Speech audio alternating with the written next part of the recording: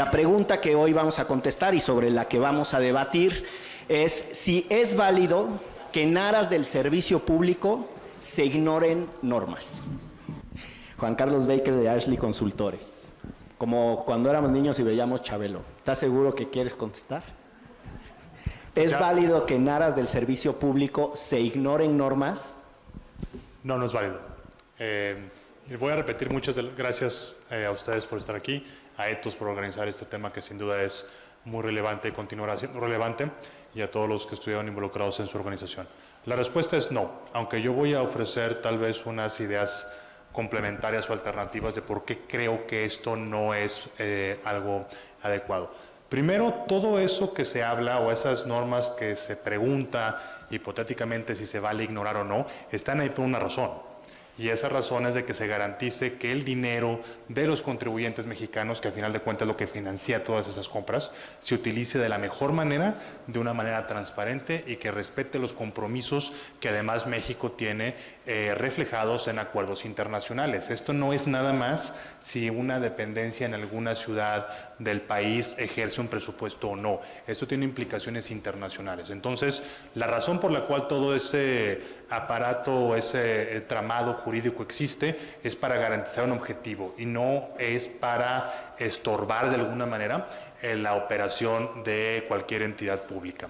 Entonces, en una pandemia, que cuando efectivamente tenemos que trabajar de manera ágil, tenemos que responder de la manera más pronta a las necesidades de la población, pues es cuando tendríamos que tener, o al menos pienso yo eso, es cuando deberíamos de tener el mayor cuidado de que esas reglas se mantengan, porque de otra manera la puerta que se abre es una que te lleva a una incertidumbre terrible. El día de hoy es esta pandemia, que por supuesto, insisto, requiere de esa respuesta ágil y no, pero el día de mañana, ¿qué va a ser? O sea, cualquier cosa podría tenerse como justificación válida para ignorar esas reglas, y creo que eso definitivamente nos va a llevar a una situación en la que no queremos. También apuntaría otra cosa.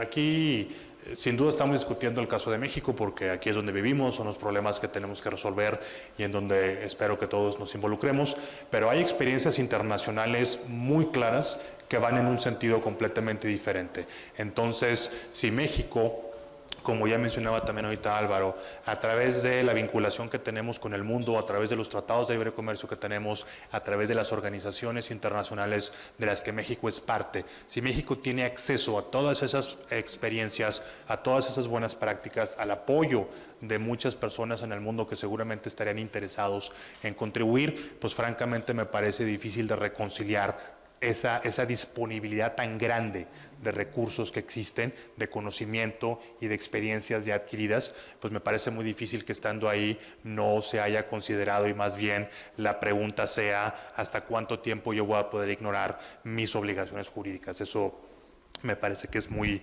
difícil de justificarlo. Apelando al pensamiento crítico que tú nos incitas, parecería como que lo que queremos es que no haya normas, que exista un espacio en donde ante situaciones extraordinarias se tenga la absoluta flexibilidad para hacer lo que queramos, ¿sí? Porque incluso el planteamiento de origen que nos ponen es, se vale ignorar, ¿de acuerdo? Entonces, obviamente, si no hay normas, pues no tienes nada que ignorar, simplemente operas. Pero otra vez, como dije en un comentario previo, eso es una pendiente muy resbalosa en la cual inmediatamente todos vamos a caer. Porque el día de mañana, bueno, ahorita la pandemia evidentemente es un tema el cual lamentablemente todavía no se termina de ir, pero el día de mañana va a ser un huracán, y el día de pasado mañana va a ser un terremoto, y el día de pasado mañana va a ser un incendio. Entonces, estas cosas o este ambiente en el cual los abogados, los que operan este tipo de esquemas, siempre están decidiendo en virtud de la técnica jurídica cuál aplicar, esto sucede todo el tiempo. Entonces, si bien la magnitud de la pandemia nos hace llevarnos a esa pregunta, yo no veo elementos suficientes como para que a partir de esa experiencia tengamos que repensar para llegar a la flexibilidad absoluta en donde hagamos pues, lo que queramos todo el tiempo. Esa parte sí, de nuevo yo pongo ahí un gran foco rojo porque no me haría sentirme muy inquieto. Sí, nada más aventurar una idea. Yo no soy abogado, ¿de acuerdo? Entonces no les puedo ofrecer esa perspectiva del derecho comparativo. pero sí fui funcionario público nada más 20 años. Y en la parte de tratados comerciales internacionales, yo fui un negociador de esos tratados, sí, cuando tenías que explicar por qué estos temas eran de esta manera a tus contrapartes de otros países, irremediablemente iba el contexto. A ver, este sistema está destinado de esta manera y tú tienes la ley de adquisiciones y tienes toda esta serie de cosas, porque al final de cuentas eso viene como un reflejo de un esquema que se desarrolló para evitar abusos, ¿sí? Aquí otra vez, por supuesto en la parte penal, e insisto, no soy abogado, pues va directamente entre un particular y lo que puede sucederle en esas circunstancias. Acá estás hablando que el principio es el dinero de todos, el dinero con el cual el gobierno adquiere bienes, con el cual destina recursos para la operación de las entidades públicas y todo, viene de los impuestos que pagan los ciudadanos. Entonces, seguramente está reflejado en alguna ley que yo desconozco, pero debe de haber el principio de que tienes que cuidar el dinero que está recibiendo de parte de los mexicanos a través de esos impuestos. Y ahí, pues sí, atender la necesidad, por supuesto que es un objetivo, pero también al mismo tiempo es cuidar ese dinero y que dure para todo lo que pueda durar, porque no es propiedad del gobierno, ¿correcto? Es el dinero que todos contribuimos. Gracias a todos, espectacular conversación. Pero a ver, abundando en este punto, tenemos también que ser muy realistas de cómo funciona el sistema en México. Entonces, si decimos que una persona se va a hacer cargo de su criterio, también tenemos que aceptar que tal vez no es su criterio, porque va a tener alguien que por alguna razón, tal vez ni siquiera siendo corrupción, puede ser también desde la simple y común ignorancia que le esté instruyendo a alguien y pues resulta que tu criterio realmente te lo mandaron en un oficio, ¿no? O te lo pusieron en un mail.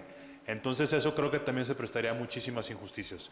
Me quedo con el sistema, con la otra opción del sistema, pero claramente pues se requiere aquí una reorganización muy grande del sistema de compras. Y yo, perdón que sea tan insistente con esto, pero regreso al punto que he mencionado antes. Cualquier reorganización o cualquier manera en que nos imaginemos ese sistema de compras públicas tiene que pasar por el principio de que es dinero que se debe de utilizar de la mejor manera posible y tener la transparencia, rendición de cuentas, etcétera, que se debe de tener.